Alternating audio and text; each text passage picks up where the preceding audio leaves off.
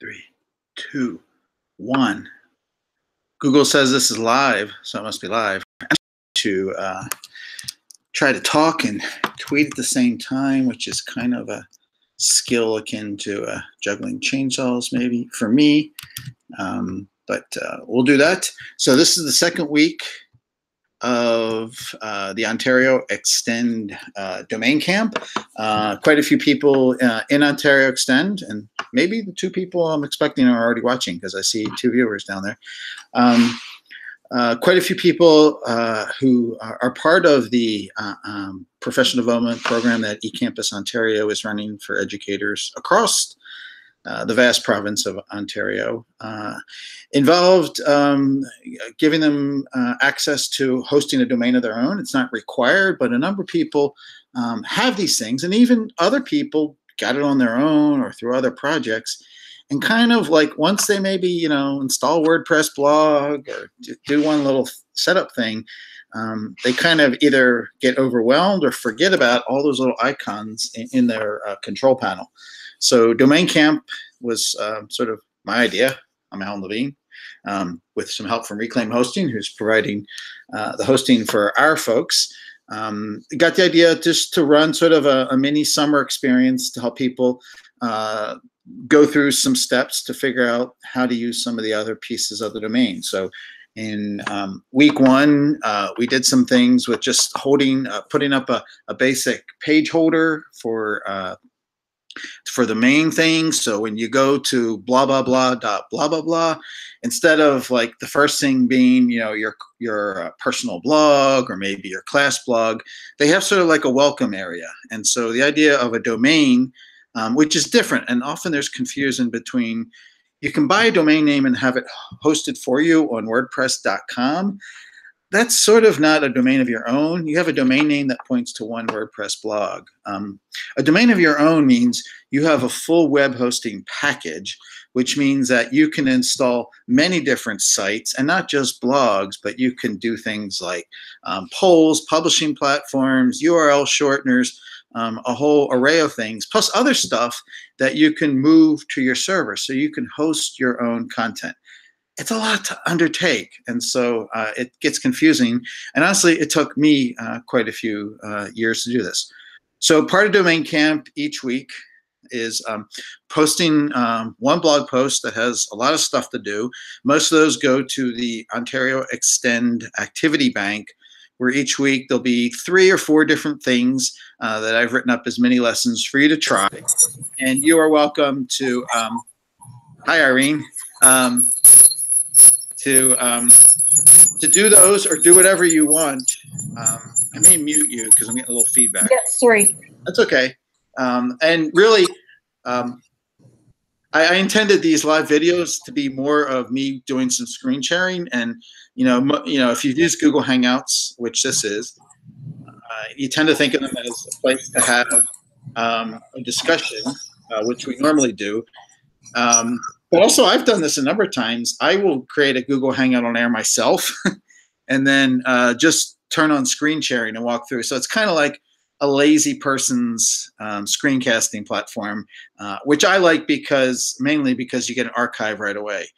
But you got to be perfect and you can't mess up, or you just have to keep talking. But I know Irene and Lynn, some people who've been our most active campers, may have wanted to follow along live because they said they were going to watch. So if anybody else does want to watch, you can try to message me. But I'm about to go into screen sharing mode, and it's going to hard for me to juggle everything. So I've been blabbing a while, so I'm going to go right now to my screen share.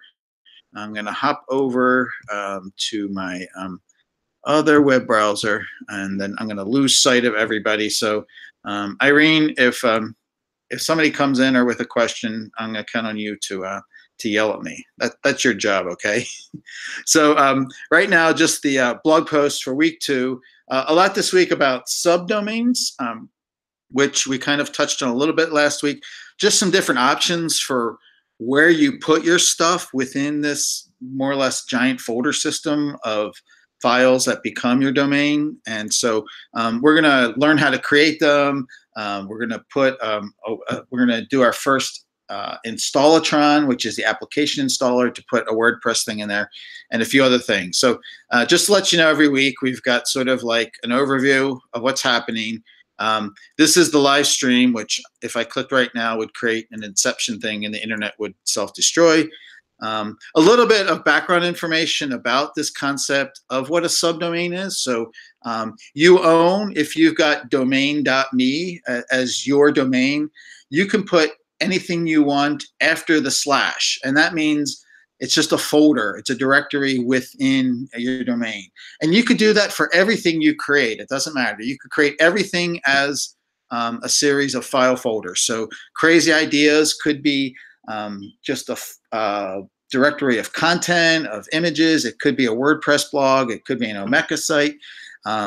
But you could put, and you could do ///. So you can have a whole directory, each of them completely independent websites.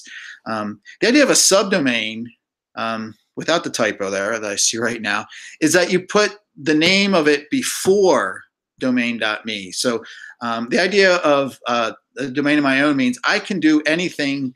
I can add dots to the left of mine to create new websites. And really, I tend to think of them, and it's going to come up, and you're going to ask, which is better? Makes no difference. It's the same thing. It's sitting in a folder somewhere within your web server package.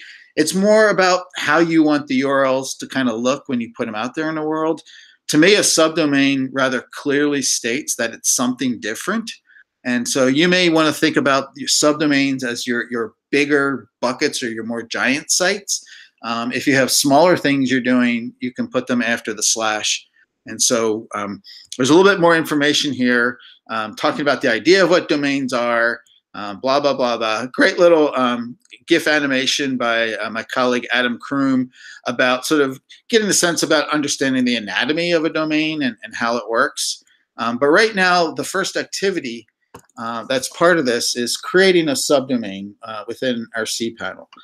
So hopefully you know how to get to your cPanel. Again, this is the one within Reclaim Hosting, but if you're with Bluehost or GoDaddy or any number of other web hosting companies, good chances are they use cPanel. Some of them have different systems, but there's always some kind of control panel where you do things within your domain.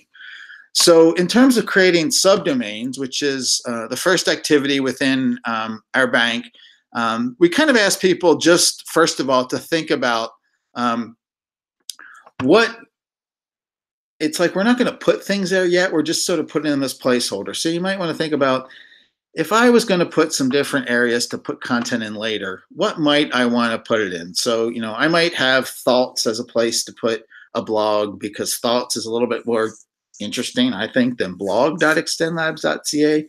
I might have a collection of photos. I know for my because what I'm doing is I want to do a lot of polls and surveys, and I heard that there's applications that do it. I might create another one for polls, and I'm going to create another one for videos. So you don't have to do this, but if you can think about maybe the things that you want to put into your site without knowing exactly what they are, you can put them as placeholders. You can take them out later. So right under the domains area is this thing called subdomains. You know, and it pretty clearly says what I've more or less explained. So right now I've got one main domain, and you would like to have one too. So the top level domain. And what should I create a subdomain for? Yeah, I'm eventually going to create something. I don't know what it's going to be. So I'm going to call it, because it's a, what am I thinking about? I don't know. So I'm going to call it random, because it's going to be random stuff I create. So I put in the first field the name that's going to come in front of my domain name as a subdomain. And as soon as I click down at this bottom one, what this is telling me, it's going to create within document root with that little home sign. That's where all my files live. So it's going to put all the files for random.extendlabs.ca in a folder called random.extendlabs.ca. And yeah, it's a long folder name, but only the web server sees that. And so that will help you keep track of things. So all you do is you create that, and maybe I should click the button. and it's spinning right now. And so more or less, this is not doing anything except creating that little placeholder to hold whatever you might put there later. So you can create them now. I was clicked there twice. So if I go down at the bottom, you can see now I've got a bunch because I've been playing. And so some of these we did last week. Some of them I created as part of the activity. But now I've got this thing called Random Lab, extendlabs.ca. And if I go there, it's like, what do I have? Well, it's not going to be very interesting. It's just going to be like a directory listing, which is okay. If you wanted to, if this really bothered you, there's nothing in there, you could go back and use that site publisher, but we're going to put some things in there later. But for now, it's a matter of creating these subdomains. So more or less, this activity explains what you should do.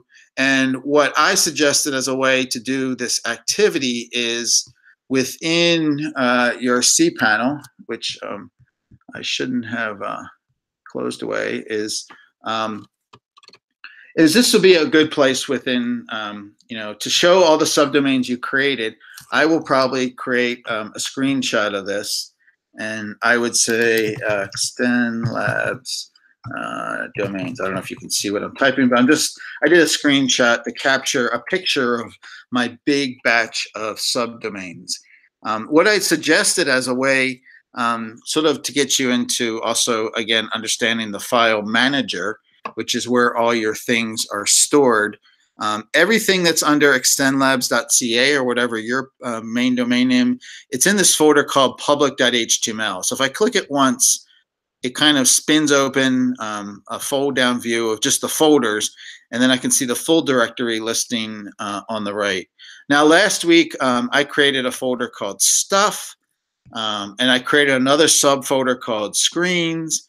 And so I upload that screenshot into this directory. And why am I going to all this trouble? Well, I'll show you in a second.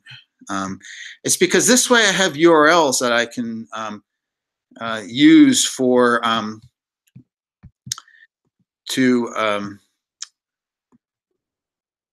I can have as references, because the activity bank will ask for a URL for this. And when I come back here, now I've got one called extendtabs-domains.jpg. So I have a typo on my file name even. And so by walking through this directory, just to be clear, I'm in public_HTML, I'm in Stuff, and I'm in actually a folder called Screens within Stuff. So this means that if I go to, let's see if I can get this right on the first try. If I just go to Stuff, which is my first folder, the directory on your file manager corresponds to the directory on your web server. So there's a URL for Stuff, and I can actually click into Screens, and then I can actually click into extendtabs.domains.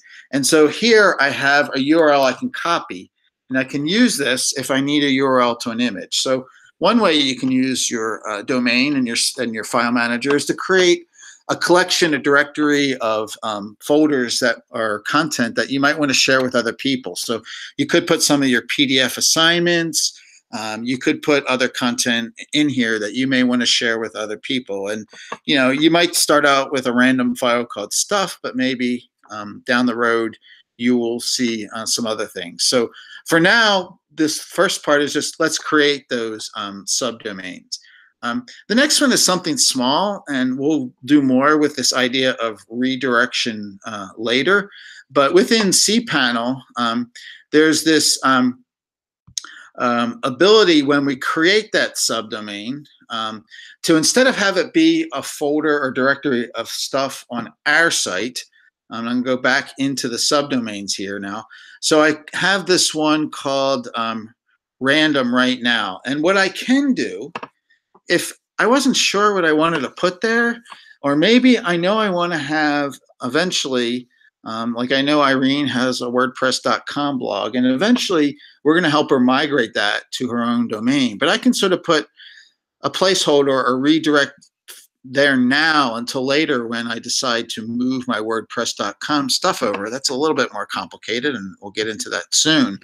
But like, let's say I've got this blog now, cogdogblog, WordPress.com, and I want to create, use that random subdomain that I created to do redirection. And what that means is when someone goes to that URL, random.extendlabs.ca, instead of seeing just that empty directory, I can actually create and seamlessly send people who go to my URL on my domain to my WordPress blog. So I just save that. And so now if I just go to this domain right now, and so I paste in random.extendlabs.ca, boom, I go there. And so it's kind of like a placeholder that will send people to another site for now. And later, when I decide to do something else with that subdomain, I can just remove that redirection. So redirection is a small thing, but it's kind of handy within your arsenal of tools with knowing what to do. So that's a pretty easy activity to do for this one. So it's just to give you a sense, a little trick that you can do within the subdomains. Now for the big daddy, what you've been waiting for. We're finally going to get into setting up using the application installer within within your package here. And so we're going to actually go through the process and put a blog into your domain. So for this example, this won't be necessarily a blog that, don't be thinking about like fiddling with this blog a lot. This is just to get the practice and the technique of how you install things. So I'm going to suggest that we're going to create, first, we want to create the subdomain holder that we're going to put WordPress into. So I'm thinking about, I'm going to do a blog for my domain camp experience. So I'm going to just call it Summer Fun is going to be my subdomain. And so I'm creating, oh, see, it didn't like that because you can't have a space in a subdomain. So there we go, summerfun.extendlabs.ca. So it's going to create that for me in a second. I'll probably click it again and get that error message. But the whole idea is create your subdomain first. And so now I've got this subdomain waiting for something for me to install. So now we get to, this is like one of the best parts of the Reclaim hosting packages. Way down at the bottom, you're going to find things called applications. Now here's something about your cPanel. Some of this stuff you're never going to use much. So I sometimes like to close them up because they just kind of get in my way until I need them. And cPanel should remember this if you're in the same web browser when you come back. But you can also say, like, I go to my applications a lot. So I'm going to take this guy and I'm going to drag it.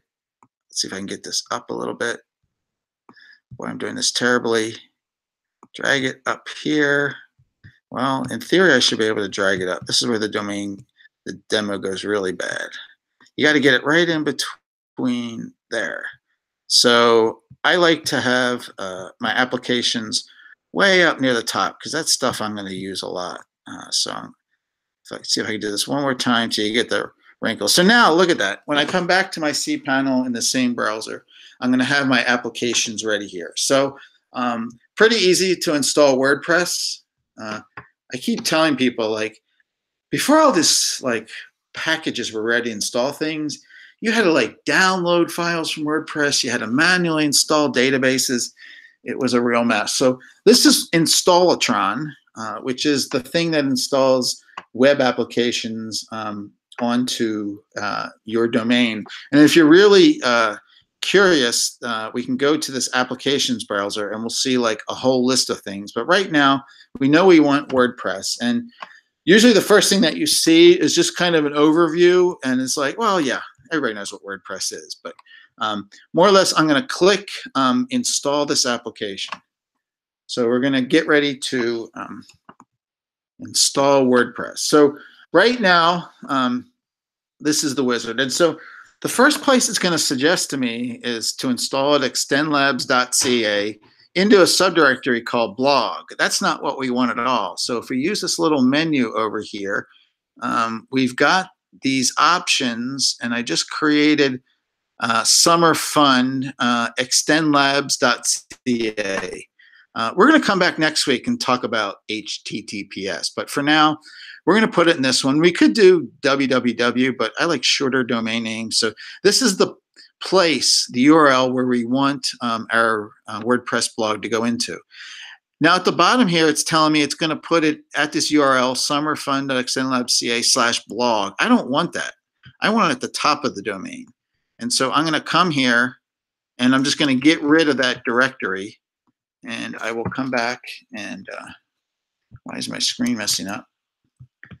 Okay, so now we can see that, just for double checking, that is where my blog is going to go, which is what I want, at the top level of my domain.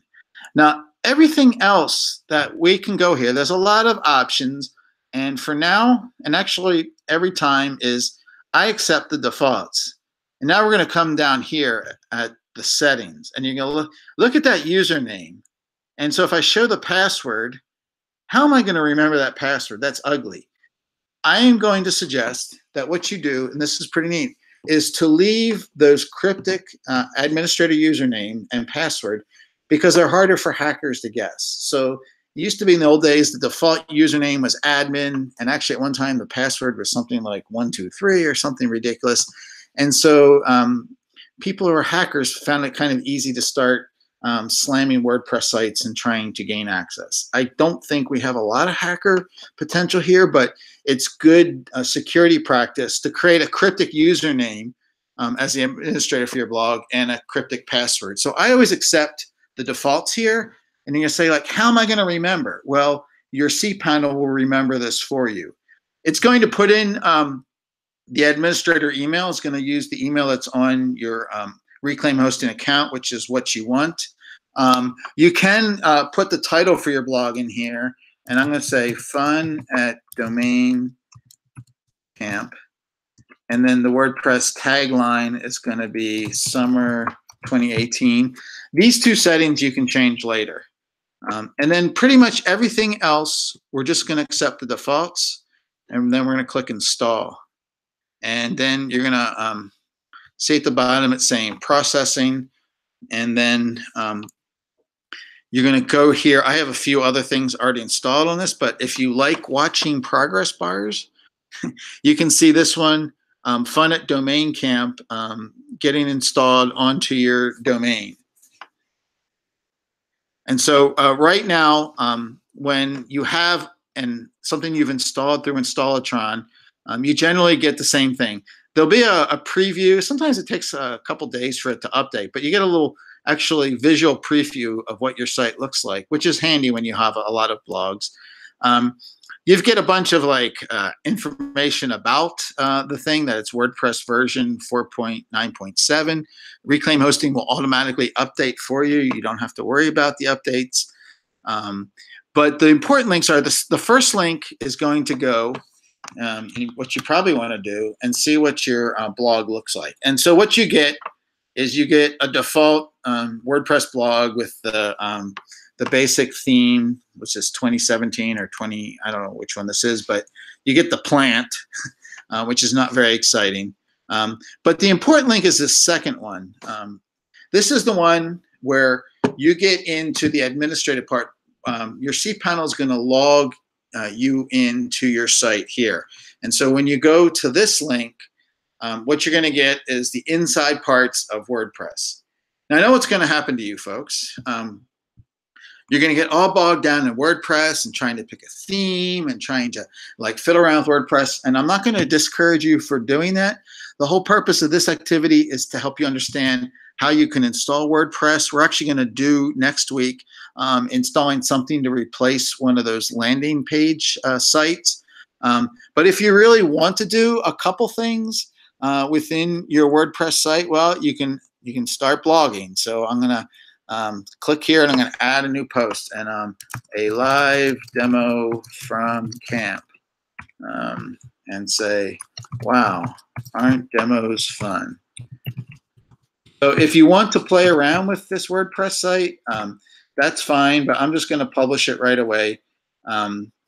If you do want to do some blogging during summer camp, I certainly encourage you. We will, if people have questions, We're not doing as much a deep dive into WordPress here, but the Reclaim hosting community, and let me just plug again, because there's not a whole lot of activity here, but this is, I think this is better than Twitter if you're in this realm of space, because you're not going to get distracted by all the news that's going on in the world and crazy gifts that Terry Green sends out. This is a place to have a discussion about what we're doing here in Domain Camp. Plus, if you're ever really looking for things like, if you're looking for WordPress help, there's a lot of things that people have done already. Reclaim Hosting puts a lot of their documentation here onto the hosting community. So it's kind of a better concentrated place. And I would really hope that more people would be using this as the place to ask questions about WordPress. So like I'm getting bogged in about talking about WordPress right now. So I'm going to go and visit my site right now. And now I've got Fun at Domain Camp. And now I've got 2 whole posts here. If you really want to get rid of the plant, I'll just do this quickly because this is one of the things that maybe not everybody does in WordPress. This is the customizer. This helps you change things. So if I wanted to change this title right here, I can do it by editing that. But what I want to do is change the header media here. And so I'm going to add a new image from my computer. Let's see how quickly I can find something because I'm kind of particular about my images.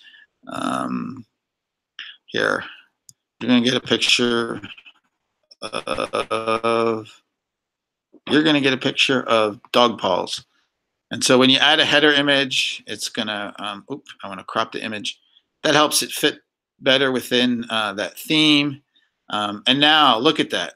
Now at least my thing doesn't have that plan on there, and I will publish that right away. Again, this is just to get you, I'm going to mention again, this is really, I wouldn't spend a lot of time fiddling with this WordPress blog. Let's get into that next week. But if you want to, this could just be a place where you maybe just do some experimenting. If you want to have a place where you try out different themes and see how they work, and then later you can discard them.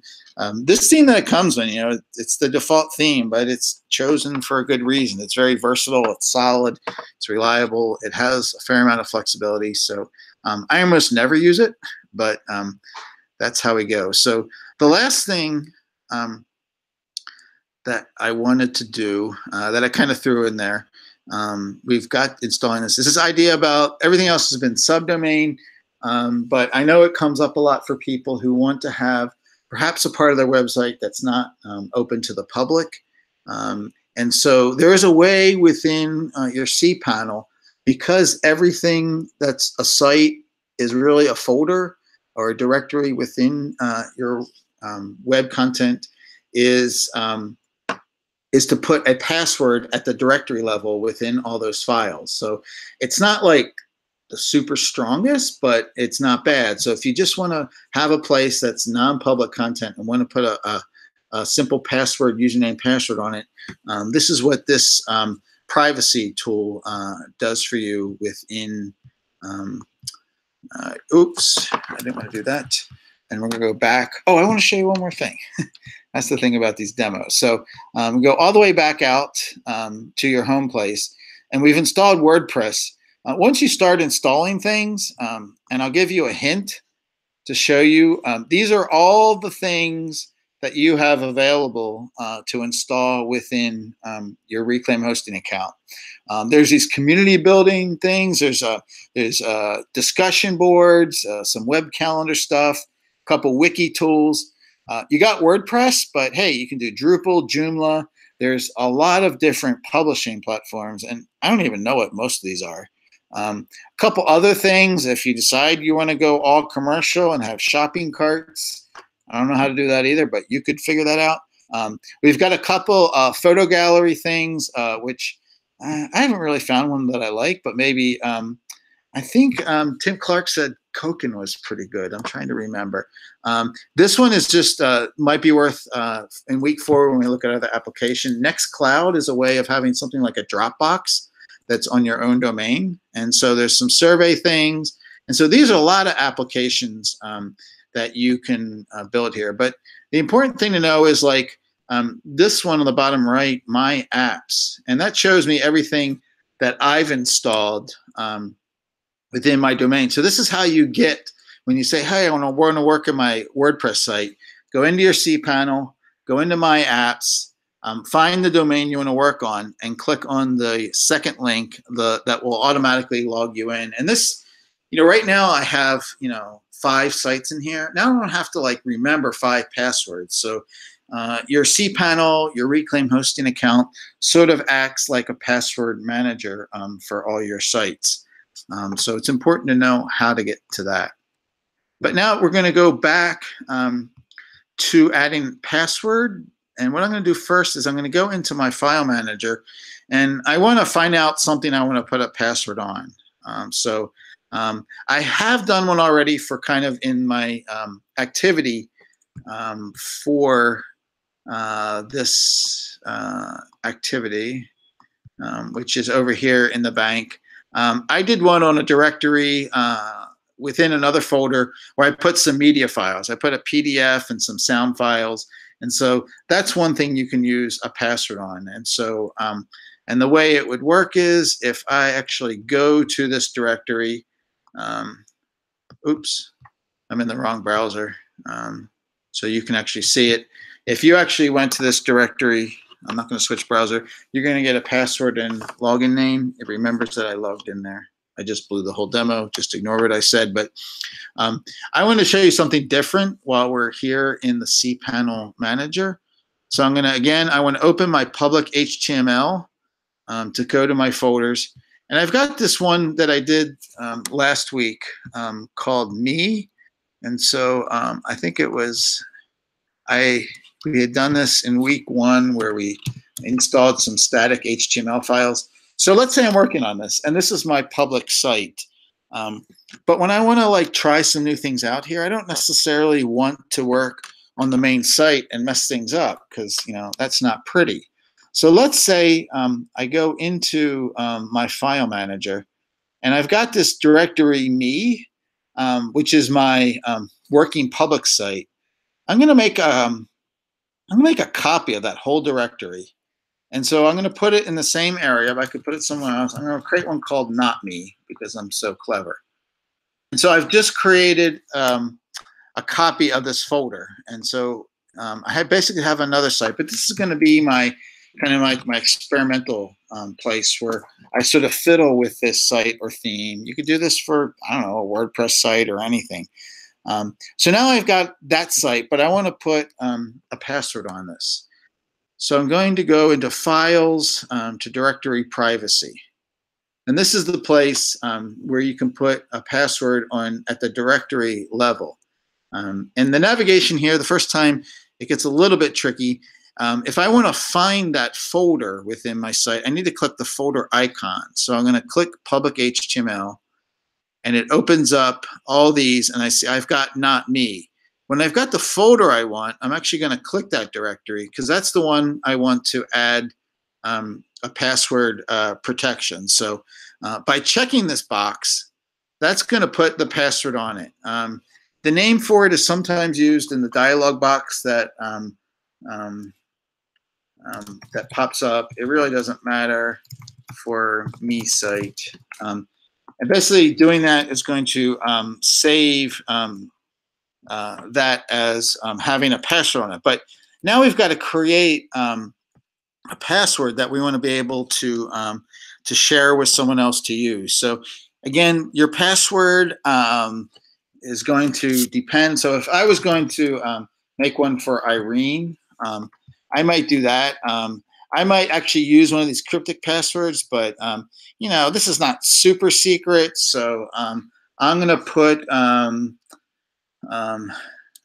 let's see, what would be, because I know she's crazy about, I'm going to do no, if I type that right. Okay. And I'm going to do, I'm terrible at the typing.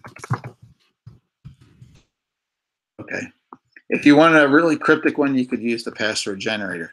So that's basically creating a username and password. The password is passwords do not match. How about that?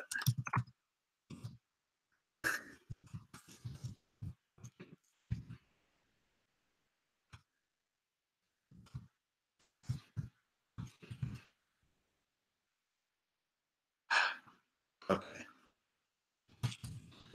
I'm going real simple here.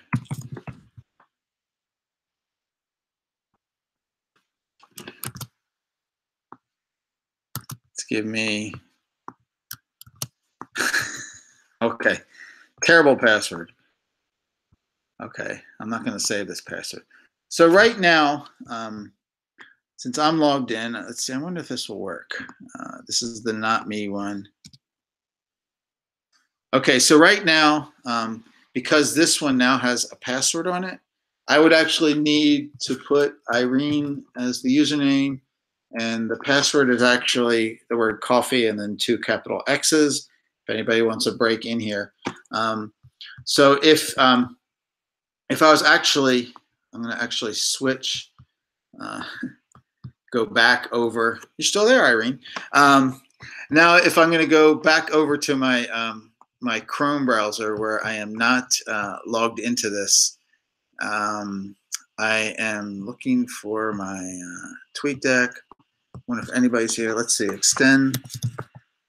Extend labs.ca/notme. Oh, hang on. That was really good. I forgot the screen share. Worst Hangout ever. Worst Hangout ever. All right, application window. Unauthorized. Okay. So so basically, if I don't get the password, like I know it's Irene. He was saying Irene a lot during this, but if I type in the wrong password, you're going to get this unauthorized thing. So if I type Irene, but now the password is lowercase, let's see, COFFEE, 2 X's, and now I sign in. Now I get to see the site, and it's asking me if I want to save this top secret password. So it's not, super good, but if you have some stuff that you just want to make it a little bit harder for people to access, you can use the password protection. There's plugins that will do this for your WordPress site if you want something more sophisticated, or we'll talk about if you want to. There's different ways within WordPress to password protect individual pieces of content. So there's always lots of options, but having a sense how password protection works and that you can do it at the folder level within your directory is good. So those are the things for this week. Some of you are already off. Lynn and Irene are already off to the races with doing the activities. And next week, we're going to actually start doing some more things that should be more functional, working with some themes that'll create like a more elegant landing page than the one the site publisher put in there. Maybe we'll dive in a little bit more with WordPress if that's what people want for camp. And then also probably introduce some of the stuff about the HTTPS, which Google is doing just to make things more complicated for us. But as there was a Twitter conversation this morning. Our colleague Laura Gibbs reminded us about the ability to embed some of your sites within an LMS. She does Canvas, and you can do it with iframes, but they need to be an HTTPS site for that to work. I don't know if some Blackboards may allow it, some may not. And so that seems like something useful. If there is something you definitely want to cover, feel free to @Ontario Extend on Twitter or pop it into the community, and we definitely will try to tailor it, and explore, poke around the applications.